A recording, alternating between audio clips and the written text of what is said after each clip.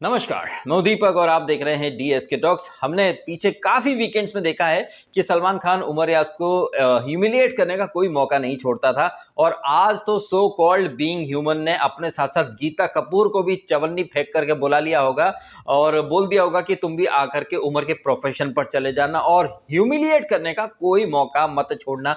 तो कैसे खुद को बीइंग ह्यूमन बोलने वाले लोग कैसे नेशनल टीवी पर किसी को ह्यूमिलिएट करते हैं, ये आपने अच्छे से देख लिया। और कैसे सडनली आज सलमान खान को नियम की, रूल की बड़ी बड़ी बातें वो करने लग गया कि आप धक्का दे दोगे, सॉरी बोल दोगे, ऐसा थोड़ी ना चलेगा। इसको मैंने बार बार समझाया है, इसको मैंने बार बार समझाया है। हालांकि वहां पर दिव्या अग्रवाल थी, वो कह रही थी कि इस घर में सबने किया है, लेकिन यहां पर आपने देखा कि सलमान खान ने कितना बड़ा वाला झूठ बोल दिया, कितनी ज्यादा बेशर्मी के साथ सलमान खान ने बोल दिया कि ये डिसीजन हमारा नहीं है, ये डिसीजन तो जनता का है। रियली ये जब सलमान खान ऐसी बातें कर रहा था, मेरे दिमाग में बिग बॉस 12 के कुछ सीन चलने लग गए थे जहां श्री एंड शिव की जोड़ी तोड़ दी गई थी। वहां पर भी यही सलमान खान बोल रहा था कि हम क्या कर सकते हैं, ये तो मेकर्स के रूल्स हैं, बिग बॉस के रूल हैं। शिवाशीष तुम जेल नहीं जा रहे हो, तुमने रूल नहीं माना, इसलिए तुमको शो से निकाल रहे हैं। और वहां पर शिवाशीष के एग्जिट होने के बाद आपने देखा था दीपिका कक्कर कितनी खुश थी, क्योंकि कहीं ना कहीं उसके रास्ते का एक कांटा निकल चुका था। और यहां पर भी लगभग लगभग वैसा ही, अगर वहां देखें, वहां श्री शिव की जोड़ी तोड़ दी मेकर्स ने, यहां पर उमरान की जोड़ी तोड़ दी है मेकर्स ने किसी थर्ड इंसान को फायदा दिलाने के लिए। तो ऐसे एक नहीं, ऐसे कई एग्जांपल्स आपको मिल जाएंगे जहां मेकर्स पर्पसली एक प्लान बनाते हैं, उसे एग्जीक्यूट करते हैं और फिर ठीकरा फोड़ देते हैं जनता के ऊपर कि जनता के वोट्स कमाए थे। जो बंदा पिछले 2 दिनों से सोशल मीडिया पर छाया हुआ है, लंबे लंबे उसके ट्रेंड हो रहे हैं, मिलियंस में ट्वीट्स जा रहे हैं, उस बंदे के बारे में सलमान बोल रहा है कि जनता का फैसला जो आपके हक में नहीं है। कितना लंबा चौड़ा झूठ बोल देता है। और ये नल्ले लोगों की फौज वहां पर बुला रखी थी, जिसमें वो डेबिना जो थी, उनके पॉइंट्स, उनके लॉजिक्स मुझे काफी अच्छे लगे। विशाल सिंह ने भी काफी अच्छे तरीके से बातें कही और कहीं ना कहीं उन तमाम लोगों को एक रियलिटी चेक मिल चुका है जो कह रहे थे डम्बोलिना ने जो पप्पी कांड करा था उसमें डम्बोलिना को सपोर्ट कर रहे थे। और उस एपिसोड में तेजा कैसे बोल रही थी, तो मेरा डिसीजन बैंग ऑन था, मेरा सपोर्ट बैंग ऑन था, मैं कितनी सही थी। खुद वो डम्बोलिना जिसके बारे में सब लोग सस्ते वकील बन चुके थे, खुद डम्बोलिना आज वहां पर बोल रही थी कि हाँ मैं गलत थी। और वहां विशाल भी बोल रहा है कि तुम गलत थी। मतलब वो डम्बोलिना जो खुद को सही बोल रही थी और उससे ज्यादा खुद को सही तेजा बोल रही थी, कैसे यहां पर वो जबरदस्त तरीके से झूठी साबित हुई। लेकिन फिर भी आप देखें सलमान खान के सामने ये सारी चीजें रहती, बट वो फिर भी रिएक्ट नहीं करता है। हमने देखा इस एपिसोड के स्टार्ट में ये यूज मी और इस तरह की जो टास्क चल रही थी, जहां पर तेजा ने उमर का नाम लिया कि भैया ये उमर ने यूज किया है, तब उमर ने कोई रिएक्शन नहीं दिया। लेकिन जब उमर का नंबर आया था, सलमान खान सामने ही खड़ा था, सलमान ने सब देखा भी था कि जब उमर ने नाम लिया तेजा का कि तेजा लोगों को यूज करके फेंक देती है, तो तेजा कैसे ताली बजा रही थी, वाह क्या दोस्ती है। इस तरह के पॉइंट्स हाईलाइट क्यों नहीं किए जाते? मैं यही सोच के कंफ्यूज हो जाता हूं कि सलमान खान क्या देखता है। क्या सलमान खान को इतनी लाउड ये जो दोगलापन है कंटेस्टेंट का, स्पेशली तेजा का, ये दिखाई नहीं देता क्या? बाकी घर वालों को तो दिखता है, लेकिन वो अपनी सुविधा के हिसाब से छुपा जाते हैं, डकार भी नहीं लेते। लेकिन एज अ होस्ट तो सलमान खान को ये चीजें देखनी चाहिए ना, ये चीजें बाहर बैठे हमको सबको दिखाई देती हैं। वो सलमान खान जो ये दावा करता है कि वो एक एपिसोड 2-2 बार देखता है, वो भी फूक फूक कर, उसकी आंखों के सामने ये जो टास्क हो रही थी जहां पर तेजा ने तो ऐसे अतरंगी रिएक्ट किया जब उमर ने उसका नाम लिया, लेकिन सलमान इतना नहीं बोल पाया कि तेजा तुमने भी तो उमर का नाम लिया है, उसने तो ऐसे रिएक्ट नहीं किया, तो तुम करो तो सही, दूसरा करे तो गलत, ये कैसे हो सकता है? प्रतीक से नहीं बोल सकता था क्या सलमान खान कि तुमने ये कहा कि करण ने इस्तेमाल किया है तेजा का? प्रतीक का ये डिसीजन टोटली वीकेंड की बातों के बेसिस पे था, जबकि बाहर से बैठकर सबको दिख रहा है कि तेजा ने यूज करा है करण का। करण का कोई बेनिफिट नहीं हुआ तेजा से, लेकिन तेजा के बहुत सारे बेनिफिट हुए करण की वजह से। कहने को सलमान खान बड़ी बड़ी वादे करता, दावे करता कि वो एक एपिसोड 2-2 बार देखता है, लेकिन उसकी आंखों के सामने कंटेस्टेंट का साथ दोहरा चरित्र दिखता है, लेकिन वो सारे ही पॉइंट्स इग्नोर कर देता है, जबकि ये सारे पॉइंट्स हाईलाइट होने चाहिए। और ऐसे ही कुछ पॉइंट्स यहां पर दिव्या अग्रवाल ने भी हाईलाइट करने की कोशिश करी कि टास्क के दौरान एग्रेशन सब करते हैं, गलतियां सबने करी हैं, लेकिन आप एक पॉइंट को पकड़ के बैठ गए हो तो कहीं ना कहीं ये तो गलत है। लेकिन दिव्या अग्रवाल की बातें सलमान खान ने अनसुनी कर दी। हमने देखा कि दिव्या और शमिता के बीच में बड़ी सी कैट फाइट हो रही थी और नया हसीन सस्ती वकील शमिता की, कब वो शमिता की गुलामी छोड़ेगी, बार बार कूद पड़ती है, न लेना एक न देना दो। वो ओटीटी में तुम लोगों को हराकर जीत गई, तो तुम तो कहीं ना कहीं उसके मुकाबले में हो ही नहीं, तो तुमको तो ज्यादा बोलना नहीं चाहिए। नया हसीन तो सबसे पहले ही निकल गई थी, वहां पर टिकट फिनाले की रेस के पहले ही जा चुकी थी, वो जबरदस्ती में बनी फिरती। वो आई है शमिता के लिए, लेकिन वो प्रतीक को देखना चाहती थी उसमें।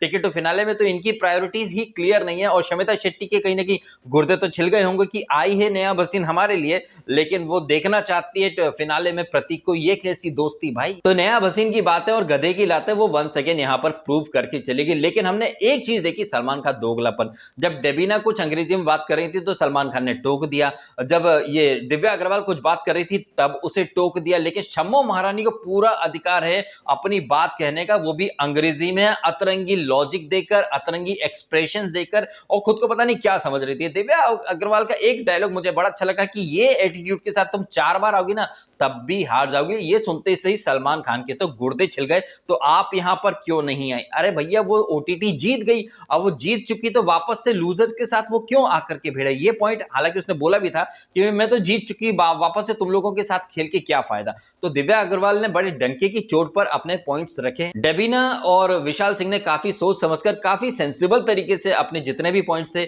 उनको तो मैं अप्रिशिएट करूंगा कि उन्होंने अच्छे तरीके से अपने पॉइंट्स रखे हैं। हालांकि कश्मीरा शाह तो भाई इतनी ओवर एक्टिंग कर रही थी, मेकर्स भी सोच रहे होंगे इस 50 रुपए काटो, इसकी सस्ती एक्टिंग है।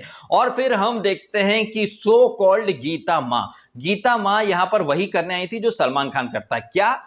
उमर रियाज के प्रोफेशन पर जाना। मैं उमर रियाज जैसे डॉक्टर से खुद को ट्रीट नहीं करवाना चाहूंगी, बिकॉज ये तो इनहेरिटेड है। मतलब उमर के खानदान को वो ड्रैग कर गई एक तरह से कि तुम्हारे तो खून में ही एग्रेशन है। हालांकि वहां पर दिव्या अग्रवाल ने और उमर ने ये डिफेंड करने की कोशिश की। बीच में कश्मीरा शाह भी बोली थी कि नहीं डॉक्टर हॉस्पिटल में ऐसा थोड़ी होता होगा, हॉस्पिटल में कोई पेशेंट आता होगा तो वो प्यार मोहब्बत से बात करते हैं या वहां पर धक्का देते हैं, चिल्लाते हैं। तो यहां पर ये बार बार बाहर के प्रोफेशन को यहाँ शो में मिक्स करके ये साबित क्या करना चाहते हैं? अगर ये गीता कपूर या सलमान खान जैसे लोग ये बोल रहे हैं कि उमर एक डॉक्टर है तो क्या क्लिनिक में ऐसा करता होगा, तो क्या फिर सलमान खान तुम तो यार जमानत पे घूम रहे हो, तुम्हारे साथ ये गीता कपूर, इन्होंने भी एक पैदल चलने वाले आदमी को ठोक दिया था 2015 में।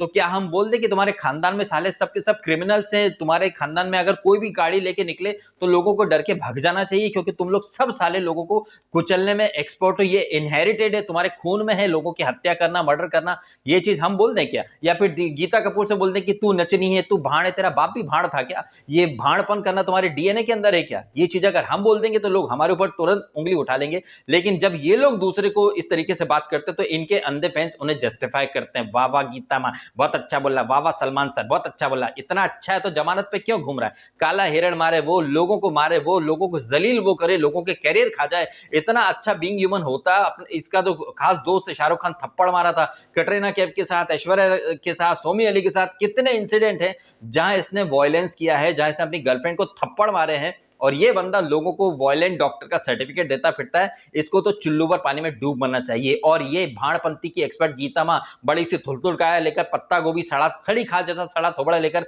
पहुंच गई कि तुम्हारे तो खून में ही एग्रेशन है, इनहेरिटेड है, तुम ऐसे हो वैसे हो। अरे तू अपना थोड़ा देख, जाके कार लेकर निकलती, लोगों को ठोकर डालती है, तू तो बात कर ही मत। एक नंबर की लुच्ची कहीं की। तो ये जितने भी पैनलिस्ट बन के आए थे, जैसे कि मैंने कहा विशाल सिंह और मुझे डेबिना की बातें अच्छी लगी, दिव्या अग्रवाल भी कुछ हद तक अच्छी थी, बट बहुत ज्यादा चेंचे कैट फाइट जो हो रही थी उसकी, शमिता की, नया वसीम की, वो बहुत ज्यादा इरिटेटिंग लग रही थी मुझे।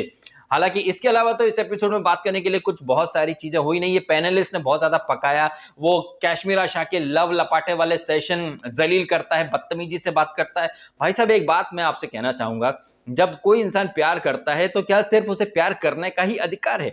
आप किसी से प्यार करते हैं तो क्या आप उसको डांट नहीं सकते या फिर आप उससे गुस्सा नहीं कर सकते? अब जैसे कि मैं शादीशुदा इंसान हूं, मेरी बीवी से झगड़ा खूब होता है, हम दोनों एक दूसरे के बाल पकड़ के खींचते हैं, तो क्या हमें एक दूसरे को छोड़ देना चाहिए? ये कश्मीरा शाह अपने घर में कृष्णा के साथ क्या इसका मनमुटाव नहीं होता होगा? क्या कृष्णा जो नेशनल टीवी पर कॉमेडी के नाम पर लोगों को इतना जलील कर देता है, तब तो लोग बत्ती सी दिखा दिखाकर हंसते हैं। क्या घर के अंदर इनके बीच में तकरार नहीं होती है? ये नेशनल टीवी पर ऐसा बोल दिया, ऐसा बोल दिया, दिख गई तेरी असलियत, या फिर पूल में जाके कूद जाएगी। भाई साहब ये तो इमोशंस है। आप जिससे प्यार करते हो आप उसी पर अपना गुस्सा भी दिखाओगे ना, या फिर गुस्सा दिखाने के लिए किसी थर्ड पार्टी के पास जाओगे? तो ये कश्मीरा शाह जैसे लोग एक अलग ही नैरेटिव सेट करने आए थे। ये लोग एक ऐसी कहीं ना कहीं कहानी बुनने आए थे जहां पर अगर कोई लड़का किसी लड़की से प्यार करता तो वो सिर्फ उसका गुलाम बन के रह जाए, खुद रास्ते से हट जाए, जाओ मैडम आप जाओ, सोना बाबू निब्बा निब्बी टाइप की की मेंटेलिटी कहीं ना कहीं ये प्रमोट करने आई थी, नया भसीन और ये कश्मीरा शाह जैसे लोग। कश्मीरा शाह के बारे में मैंने कल्लो बोला था, लोगों ने कहा क्यों डीएस के भाई उसके कलर पर जा रहे हो, कलर शेमिंग कर रहे हो। भाई साहब उसका दिल काला है, ऐसे लोग किसी तरह की रिस्पेक्ट डिजर्व नहीं करते हैं। ये जो कृष्णा का और गोविंदा का जो फसाद बीच में चला था, ये इसकी वजह क्या थी? ये कश्मीरा शाह जैसे लोग, ये कलमुही कर लो कश्मीरा शाह जैसे लोग घर जोड़ने नहीं घर तोड़ने में बिलीव करते हैं, और वो यहां पर यही करने आई थी। एक तरफ ये लोग बोलते हैं कि ये गेम शो है, दूसरी तरफ बोलते हैं कि प्यार मोहब्बत। भाई कौन सा ये करण और तेजा एक दूसरे को 7 जन्मों से जानते हैं, इसी शो के अंदर मिले हैं। कल के एपिसोड में सलमान खान ने क्या बोला था, बहुत सारे एफ वर्ड यूज करके कि उमर को तुम कब से जानते हो, वो इसी फकिंग शो में तुमसे मिला है ना। तो यह तेजा कौन सा, क्या 15 साल पहले से मिली है क्या इसको, करण कुंद्रा को? वो भी तो इसी शो में मिली है। जब इसी शो के अंदर उमर से इसकी दोस्ती भी हुई है, इसी शो के अंदर तेजा से इसका लव लपाटा भी शुरू हुआ है। तो आप दोनों चीजों को अलग अलग दृष्टिकोण से कैसे देख रहे हो? एक ही शो के अंदर दोनों रिलेशन बने हैं इसके, तो दोनों को इक्वली क्यों नहीं आप देखते हो? आप ये कहना चाहते हो कि तेजा का प्यार सच्चा है लेकिन उमर की दोस्ती घटिया है? ये कौन सा लॉजिक चलता है सलमान खान तुम्हारा? तुमने ऐसा ही करके वहां शिवाशीष और श्रीशांत की दोस्ती तोड़ दी, उनकी कहीं ना कहीं जो अच्छी जर्नी चल रही थी उसे अधूरा छोड़ दिया बीच में। यहां पर भी तुमने यही कर दिया, और ये पब्लिक की वोटिंग का तुमने एक झुंझुना पकड़ा दिया। जबकि हम सब जानते हैं जिस दिन तुमने ये सब शुरू करा था उस दिन से ही आई थिंक वुड पर उमर की जर्नी भी इन लोगों ने डाल दी गई थी। तो डिसीजन तो तुम पहले ही प्लान कर चुके थे कि तुम्हें क्या करना है क्या नहीं करना है। ये तो सिर्फ यार दिखावा था, जलील करने, ह्यूमिलिएशन करने की एक टेक्निक थी, और शायद उमर सोच रहा होगा बस यही देखना सुनना बाकी रह गया था।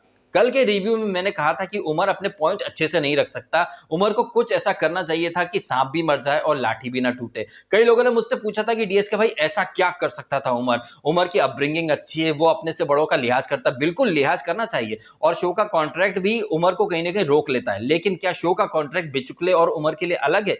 जिस तरीके से लॉर्ड बाहुबली बिचुकले ने सलमान खान को बगैर बोले सलमान खान की धज्जियां उड़ा दी, क्या उमर ऐसा नहीं कर सकता था? उमर को अच्छे से पता था कि यहां पर क्या होने वाला है। क्या उमर अपने दिमाग में पॉइंट्स क्लियर नहीं रख सकता था? चलो ठीक है, तुमको वो बोलने नहीं दे रहा, लेकिन कुछ ऐसा तब कर सकते थे, जैसे कि पहले से ही अपने सूटकेस वगैरह सब सामान ला करके रख देना, या फिर गेट के पास जाकर के सामान रख देना, और पहले से ही सबसे गले मिलना शुरू कर देना, हक कर देना कि बस अब तो मुझे जाना है, अब तो मैं जाने ही वाला हूं, मैं तो मेंटली तैयार हूं। थोड़ा सा तो कम से कम जताता, थोड़ा तो जनता के पास एक संदेश पहुंचता कि मेकर्स क्या करने वाला है, ये मुझे अच्छे से पता है। हम देखते हैं कि वो जब पूरे वीक गेम को अच्छे से डिकोड कर लेता है, उसे ये भी पता था कि क्या होने वाला है। जब आपको पहले से पता है तो आप थोड़ा तो यार जाने से पहले, you had nothing to lose, तुम अपना सब कुछ खो चुके थे, आपके पास खोने के लिए कुछ और नहीं था, लेकिन एक पॉइंट तो प्रूव करके आ सकते थे कि देखो मेकर्स तुम क्या करने वाले, ये मैं तुमसे पहले से जानता हूं। हम क्रिकेट के मैदान में देखते हैं जब एक स्पिन बॉलर आता है तो बैट्समैन अपना हेलमेट अंदर भेज देते हैं, लेकिन जब फास्ट बॉलर आते हैं तो वो हेलमेट मंगा लेते हैं।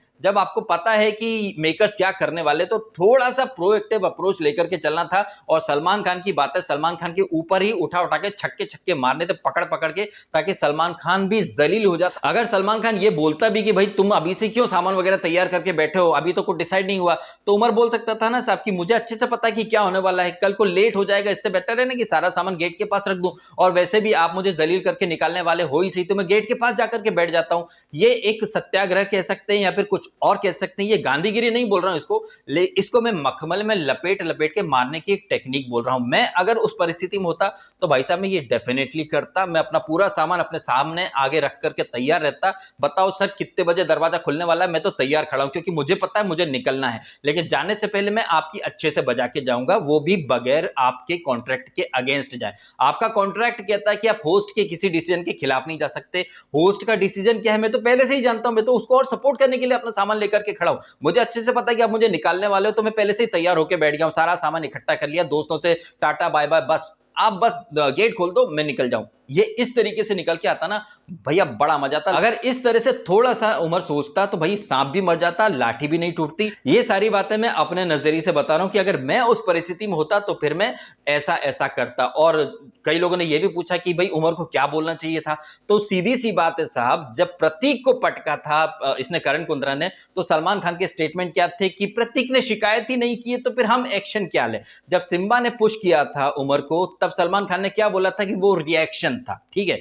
तो इतना तो उमर बोल ही सकता था ना सर कि बाकी लोग करते हैं तो वो उनका रिएक्शन होता है, मैं करता हूं तो मेरा एग्रेशन होता है। वैसे भी सलमान खान, तुमने एक गाना गाया है ना कि इश्क में करते सभी रासलीला है, मैं करूं तो साला कैरेक्टर ढीला है। मतलब बाकी करे तो मजा, मैं करूं तो सजा, बाकी करे तो रिएक्शन, बाकी करे तो उन्होंने कंप्लेंट नहीं की तो हमको कुछ घुसना ही नहीं है इस मैटर में, लेकिन मैं करूं तो खोद खोद के निकालोगे सारे आप मेरे कांड और फिर मुझे बाहर कर दोगे। तो ये सारी चीजें उसको रखनी थी, वो नहीं रख पाया, ये उसकी गलती है। बट मैं ये मानता हूं कि उसके पास खोने के लिए कुछ भी नहीं था, वो मेंटली प्रिपेयर था, उसकी बॉडी लैंग्वेज से लग भी रहा था। लेकिन कहा जाता ना भैया कि जो सीधे पेड़ होते हैं वो सबसे पहले काट दिए जाते हैं। आज की दुनिया में इतना भी सीधा नहीं होना चाहिए। और खुद सलमान खान ने अपनी पिक्चर दबंग में एक डायलॉग बोला है कि हम कोई गुड बॉय थोड़ी हैं कि आप हमारे मुंह पर थूकते चले जाए और हम मुंह धोते चले जाएं। सीधी सी बात यह कि अपने दिमाग में आप 2 कदम आगे की प्लानिंग लेकर के चलो। मेकर्स क्या कर सकते हैं, दूध का चला छाछ भी फूक फूक कर पीता है। उमर को इतना तो पता चल ही चुका था कि उसके इस एग्रेशन को ये लोग बार बार हाईलाइट कर रहे हैं, तो उसको कुछ चीजें एडवांस में सोच करके चलना था। वैसे भी इरफान खान साहब का एक डायलॉग मुझे बहुत पसंद है, शराफत की दुनिया का किस्सा ही खत्म, अब से जैसी दुनिया वैसे हम। तो आने से पहले उमर को थोड़ी सी मेकर्स की अच्छी खासी बैंड बजा करके आनी थी। और ये गीता कपूर जैसे लोग या फिर सलमान खान जैसे लोग जो बार बार हर चीज में उमर की फैमिली पर चले जाते हैं, प्रोफेशन पर चले जाते हैं, ये तो सरासर गलत है। लेकिन यहां पर भी उमर अपने शब्दों को दबा के रह गया, इतना भी अच्छा नहीं होना चाहिए। इससे अच्छा तो मैं अभिजीत बिचुकले को समझता हूं, जो मुंह पर जवाब तो दिया उस कलमो ही नया भसीन को। नया भसीन कौन होती है, किसी को जूते मारने वाली। यहां पर नया भसीन कह सकती है कि मैं तुझे जूते से मारती। जस्ट इमेजिन कीजिए अभिजीत बिचुकले बोल देता कि मैं तुझे जूते से मारूंगा। उसने ऐसा नहीं बोला, तब भी प्रतीक जैसे लोग चढ़ पड़े। वो प्रतीक जो बिग बॉस ओटीटी में फेक फेमिनिज्म के खिलाफ एक झंडा बुलंद करके चलता था, लेकिन जब से वो नेहा का पालतू पिल्ला बना तब से वो खुद साला फेक फेमिनिस्ट बन के रह गया। बिचुकले ने ये बिल्कुल नहीं बोला था कि मैं शमिता शेट्टी को जूते की नोक पर रखता हूं, और ये सारी चीजें वीकेंड पर क्लियर हो चुकी थी। लेकिन नया भसीन बोल रही है कि मैं तुझे जूते से मारूंगी। बिचुकले बोल रहा है कि मैं अपनी जो महिला फ्रेंड्स है उनको बोलकर तेरे खोपड़ी साफ करवा दूंगा, बाल उड़ा दूंगा तेरे। तो सब चढ़ पड़े उसके ऊपर कि तुमने ऐसा कैसे बोल दिया, वैसा कैसे बोल दिया। लेकिन नया भसीन को किसी ने नहीं रोका कि मैडम आप कैसे बोल सकते हो नेशनल टीवी पर कि मैं तुम्हें जूते से मारूंगी।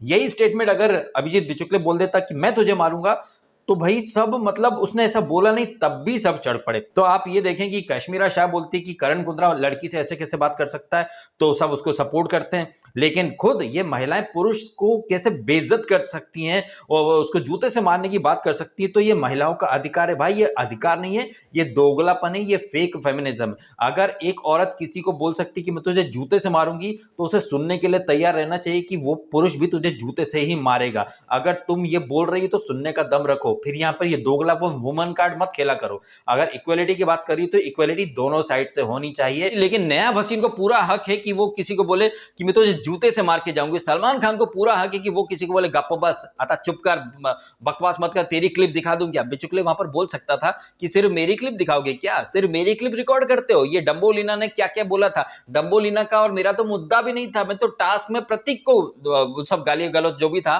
वो प्रतीक को कर रहा था। ये डंबोलीना क्यों बेगानी शादी में अब्दुल्ला दीवाना बन के आई, सारी क्लिप दिखाओ ना, सिर्फ मेरी ही क्लिप क्यों दिखा रहे हो। हालांकि अभिजीत बिचुकले ने यहां पर कुछ नहीं बोला, लेकिन कल के एपिसोड में जिस तरह वो उठ के चला गया था उसकी मैं बात कर रहा हूं। वो तेवर, वो अंदाज यहां पर उमर को भी इस्तेमाल करने चाहिए थे। पहले से ही तैयारी कर लेता, साहब मेरे को निकालने वाले तो आप हो ही सही, आप मुझे और जलील करोगे, और ज्यादा मेरी टांग खिंचाई करोगे, मेरी फैमिली पर जाओगे, मेरे प्रोफेशन पर जाओगे, इसके पहले मैं तैयार हूं, निकाल दो मेरे को, ये ज्यादा बेटर रहता, ऐसा मेरा मानना है। बाकी आप कमेंट करके बताइएगा इस एपिसोड में जिस तरह से ये कैट फाइट्स हुई, दिव्या, शमिता, नया वसीम, कश्मीरा, इनकी ओवर एक्टिंग, सलमान खान को सडनली नेम याद आ गया कि भैया तुम हिंसा करते जाओगे, सॉरी बोल दोगे। वैसे करण कुंद्रा ने पहले प्रतीक को पटका था, सॉरी बोला था, फिर दोबारा एक और बार वो तलवार वाली टास्क में फिर से प्रतीक ने बोला था कि उसके कमर पे लात मार दी, तब भी उसने बोला था। तब सलमान खान ने क्यों नहीं बोला कि चलो हम पोल कराते हैं जनता से। चलो जब सिम्बा ने पुश करा था इसको, उमर को पूल के अंदर, तब पोल क्यों नहीं करा है। क्या सिम्बा का, क्या करण का व्यवहार घर में रहने लायक है, क्या इसे जायज मानते हैं, क्या इन्हें रहना चाहिए। तब तो आपने कोई पोल नहीं किए, आपने ये पोल अपनी सुविधा के हिसाब से किए हैं। आपने भी सही टाइम पर सही स्टैंड नहीं लिए, और ऐसे लोग शो में स्टैंड लेने की, रिलेशनशिप की बड़ी बड़ी बातें करते हैं, डींगे हाँकते हैं, जबकि चाहे सलमान हो चाहे कश्मीरा हो, ये सब एक नंबर के नमूने हैं। किसी भी तरह की ये रिस्पेक्ट डिजर्व नहीं करते हैं। खुद को बीइंग ह्यूमन बोलते हैं, जबकि लोगों को ह्यूमिलिएट करने में पीएचडी कर रखी है ऐसे लोगों ने। और आउटसाइडर्स जो हैं बाहर के, उनके प्रति इनको कुछ ज्यादा ही नफरत है, चाहे वो शिवाशीष हो, चाहे उमर हो, बार बार हर तरीके से जलील करने का कोई मौका नहीं छोड़ा है सलमान खान ने, और बार बार दिखा रहा है कि वो बस नाम का बीइंग ह्यूमन है, जबकि उसके अंदर खुन्नस और लोगों को जलील करना, लोगों को ह्यूमिलेट करने में ये एक्सपर्ट बन चुका है। क्या कहना आपका, कमेंट करके अवश्य बताइएगा। एंड जिस तरह से मैंने कुछ एग्जांपल दिए कि उमर क्या क्या कर सकता था आने से पहले, क्योंकि वो उसको तो ऑलरेडी पता था कि वो मेकर्स के रडार पे आ चुका है और अब तो वो बाहर जाएगा ही जाएगा, तो आने से पहले मेकर्स की अच्छे से बैंड बजाकर आना चाहिए था। अब उमर बाहर निकल चुका है, तो इससे सबसे ज्यादा खुश तेजा है। ऑब्वियसली वो बहुत ज्यादा खुश है और उसकी खुशी उसके चेहरे पर दिख रही है। सबसे ज्यादा दुखी करण कुंद्रा, ऑब्वियसली वो कहता भी कि उसकी जिंदगी में कभी उसे ऐसे दोस्त नहीं मिले। ये बहुत ही बुरा दिन था, मेकर्स ने हर तरीके से जलील करने की कोशिश करी। निशांत उसे कंसोल भी करता है, और रश्मि तो भाई उनके दुख का कोई ठिकाना नहीं है। रश्मि और डंबोलिना की दोस्ती फिर से हो गई। वापस साबित हो गया कि डंबोलिना और कद्दूलिना की फाइट बहुत ज्यादा फेक थी। अब यहां पर इनकी दोस्ती फिर से परवान चढ़ने लग गई है। तेजा की कहीं ना कहीं एकदम से मजे ही मजे हो गए हैं, क्योंकि उसे लग रहा है कि वो बहुत ज्यादा सही है। देखा देखा सलमान सर ने मेरे पॉइंट्स प्रूव कर दिए। अरे तुम चने के झाड़ पर और चढ़ोगी, सलमान ने तुमको थोड़ी हवा दे दी है और तुम और ज्यादा घटिया और नेगेटिव चली जाओगी। वहीं प्रतीक के फैंस बहुत ज्यादा हवा में उड़ रहे हैं, क्योंकि उमर के एलिमिनेशन से उन्हें बहुत ज्यादा खुशी हो रही है। तो प्रतीक के फैंस को मैं थोड़ा सा आइडिया दे दूं, थोड़ा सा रियलिटी चेक दे दूं। जीशान का जब एलिमिनेशन हुआ था तब प्रतीक और प्रतीक के फैंस बहुत ज्यादा खुश हो रहे थे, लेकिन क्या प्रतीक ओटीटी जीत पाया? वो चीज यहां पर भी रिपीट होगी। मैं पहले भी कह चुका हूं कि प्रतीक नहीं जीतने वाला है ये शो। जिस तरीके से प्रतीक के फैंस का बिग बॉस ओटीटी में भी पोपट हुआ है, वो यहां पर भी पोपट होगा। वो जीशान के एलिमिनेशन पे बड़ा जश्न मना रहे थे, क्या फायदा हुआ? सबसे पहले ये प्रतीक सूटकेस लेके भाग गया। यहां पर भी वही कहानी रिपीट होने वाली है। सूटकेस वो लेगा या राखी, उनमें होड़ मच जाएगी। क्या कहना आपका, कमेंट करके अवश्य बताइएगा। और यदि आपको मेरी बातें सही लगी हैं, वीडियो अच्छा लगा है, तो फिर वीडियो को लाइक भी करना, कमेंट भी करना, शेयर भी करना और करना सब्सक्राइब डीएसके टॉक्स को, यदि आपने नहीं किया तो। आपने समय निकाला और ये वीडियो देखा, आपका बहुत बहुत धन्यवाद। Thank you so much.